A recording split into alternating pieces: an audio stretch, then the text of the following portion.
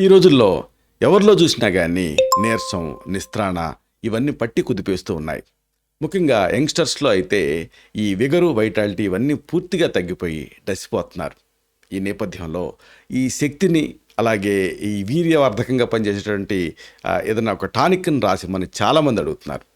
అయితే costliest tonic కంటే కూడా అద్భుతంగా పనిచేసేటువంటి ఒక లేహ్యాన్ని మీరు మీ ఇంట్లోనే తయారు చేసుకోవచ్చు. ఈ లేహ్యం దేంతో తయారు చేస్తారో తెలుసా? ప్రధానంగా ఉల్లితోటి.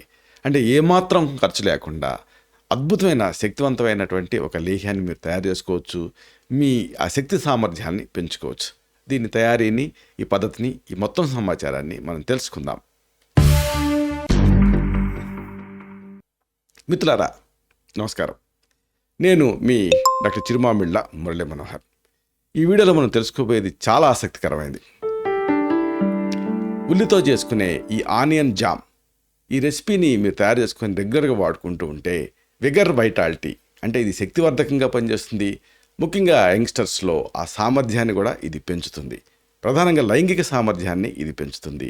అలాగే జనరల్ డెబిలిటీని ఇది కరెక్ట్ చేస్తుంది. కాబట్టి అన్ని వయసుల వాళ్ళు దీన్ని వాడుకోవచ్చు. దీని తయారీని తెలుసుకుందాం. చూడండి, ఎప్పుడు కూడా ఇంట్లో తయారు చేసుకునేటువంటి ఏ మెడిసిన్ అయినా సరే అది ఇంట్లో తయారు చేసుకుంటారు కాబట్టి ఇది ఆహార ఔషధంలాగా పనిచేస్తుంది. దీన్ని తయారు చేసుకోవటానికి చాలా మీరు కష్టపడాల్సిన పని లేదు. కొద్దిపాటి మీకు ఇంట్రెస్ట్ ఉంటే చాలు. ఇది మీ జనరల్ హెల్త్ని, సెక్సువల్ హెల్త్ని అన్నిటికీ మించి విగర్ని, వైటాలిటీని ఇది పెంచుతుంది ఈ లేహ్యం అనేది. ఇంతకీ అసలైన విషయం ఏంటంటే, మరి దీని ఇంగ్రీడియంట్స్ ఏమిటి అంటే దీనికి కావాల్సిన పదార్థాలని వరుసగా తెలుసుకుందాం. ఒకటి, ఉల్లి రసం ఒక 200 ml సిద్ధం చేసుకోండి. ఉల్లి రసాన్ని ఎలా సిద్ధం చేసుకుంటారు? ఉల్లిని పైన ఉండేటువంటి పొరంతా తీసేయండి. ఆ లోపల ఉండేటటువంటి ఆ కండభాగాన్ని ముక్కల కింద కట్ చేయండి. తర్వాత దంచి రసం తీయండి. గ్రైండర్లో వేసి రసం తీయచ్చు, మామూలుగా కూడా దంచవచ్చు. ఇది 200 ml. రెండోది అల్లం రసం. ఇది 50 ml, అంటే 50 ml, అంటే దాదాపు 3 టేబుల్ స్పూన్లు. అల్లం రసం ఎలా తయారు చేసుకుంటారు? ఫ్రెష్ అల్లం కొమ్ములను తీసుకోండి.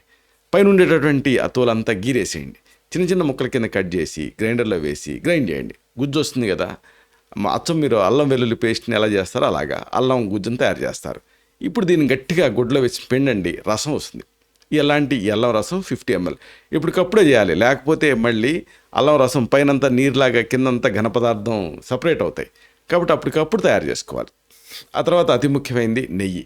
ఆవు నెయ్యి అయితే మంచిది. ఆ మాటకు వస్తే ఏ నెయ్యి అయినా వాడచ్చు. 50 ml, అంటే 3 టేబుల్ స్పూన్లు. ఆ తర్వాత బెల్లం, లేకపోతే పటిక బెల్లం, ఏదైనా మీ వీలుని బట్టి. బెల్లం అయితే సహజ బెల్లం తీసుకోండి, అంటే నల్ల బెల్లం. పటిక బెల్లం అయితే కూడా దీన్ని ఫ్రెష్ దాన్ని తెచ్చుకోండి. ఏదేమైనా ఇది 250 గ్రాములు, అంటే కాస్త ఎక్కువ మోతాదులో తయారు చేసుకోవాలి, ఎందుకంటే మనం లేహ్యం కదా చేసుకునేది. అలాగే జీలకర్ర పొడి 1 గ్రాము. అప్పటికప్పుడు జీలకర్రని మెత్తగా మీరు గ్రైండ్ చేయాలి. కాస్త వేడి చేసి కొంచెం లైట్ ఫ్రై చేసి ఆ తర్వాత పొడి చేసుకోండి. ఇలాంటి జీలకర్ర పొడి 1 గ్రాము. అలాగే దాల్చిన చెక్క పొడి, దీన్ని దాల్చిన చెక్క అని కూడా కొన్ని ప్రాంతాలు అంటారు. ఈ దాల్చిన చెక్క పొడి కూడా 1 గ్రామ్, అంటే దాదాపుగా 1 పావు టీ స్పూన్. అలాగే యాలకుల గింజల పొడి. కొంతమంది యాలక్కాయ మొత్తాన్ని దంచుతారు, చేదు వస్తుంది. అలా కాకుండా గింజల్ని సపరేట్ చేసి ఆ గింజల్ని పొడి చేయండి. వీటిలో 2 రకాల యాలకులు ఉంటాయి, పెద్ద యాలకులు, చిన్న యాలకులని. చిన్న యాలకులేమో సుగంధభరితంగా ఉంటాయి, పెద్ద యాలకులేమో ఔషధ తత్వాలు ఎక్కువ. పెద్ద యాలకుల గింజల పొడి అయితే మంచిది. ఆ మాటకు వస్తే చిన్న యాలకుల గింజల పొడి అయినా మీరు సిద్ధం చేసుకోవచ్చు, 1 గ్రామ్. ఇక ఈ కుంకుమ పువ్వు పూరేకలు, వీటిని కేసర్ అని కూడా అంటారు. దీన్ని 1 గ్రాము రెడీ చేసుకోండి. అలాగే తేనె 50 ml, అంటే 3 టేబుల్ స్పూన్లు సిద్ధం చేసుకోండి. ఇక మీ అవసరాన్ని బట్టి బాదం పప్పులు, జీడిపప్పు పొడి, ఇవి ఒక్కొక్కటి 5 గ్రాములు మీరు రెడీ చేసుకోండి. అది మీ ఇష్టం. ఇక దీని తయారీ తెలుసుకుందాం. తయారీ చాలా సులభం.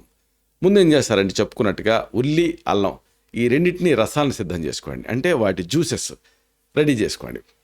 ఇప్పుడు దీనికి నెయ్యి, అలాగే బెల్లం, లేదా చెప్పుకున్నామే పటిక బెల్లం అని, అంటే మిశ్రీ, అంటే నవ్వుబోతు, దీన్ని కలపండి. అంటే ఈ నెయ్యికి పటిక బెల్లం కానీ బెల్లం కానీ కలపాలి మీరు సిద్ధం చేసుకున్నటువంటి ఈ ఉల్లి రసానికి, అల్లం రసానికి. ఇప్పుడు ఏం చేయాలి? స్టవ్ మీద పెట్టి బంగారు రంగు వచ్చే వరకు లైట్గా ఉడికించండి, సిమ్ మీద ఉడికించాలి. తర్వాత దీన్ని స్టవ్ మీద నుంచి దించి చల్లార్చండి. దీన్ని స్వాంగ శీతలం అంటాం, అంటే దాని అంతటికదే చల్లారాలి. ఇప్పుడు కానీ గోరువెచ్చగా ఉంటుంది. ఈ సమయంలో మిగిలిన పొళ్ళు ఉంటాయే వాటన్నిటిని వేసి బాగా కలపండి. ఇక చెప్పుకున్నాం కదా, బాదము జీడిపప్పు వాడాలనుకుంటే వాటిని పొడి చేసి, అంటే ముందు వాటిని కాస్త నెయ్యిలో వేయించి ఆ తర్వాత పొడి చేసి అప్పుడు కలపాలి. మరీ మెత్తటి పొడి కాకుండా కాస్త చెక్కా వక్కగా ఉంటే పంటి కింద నలుగుతూ చాలా రుచిగా ఉంటుంది.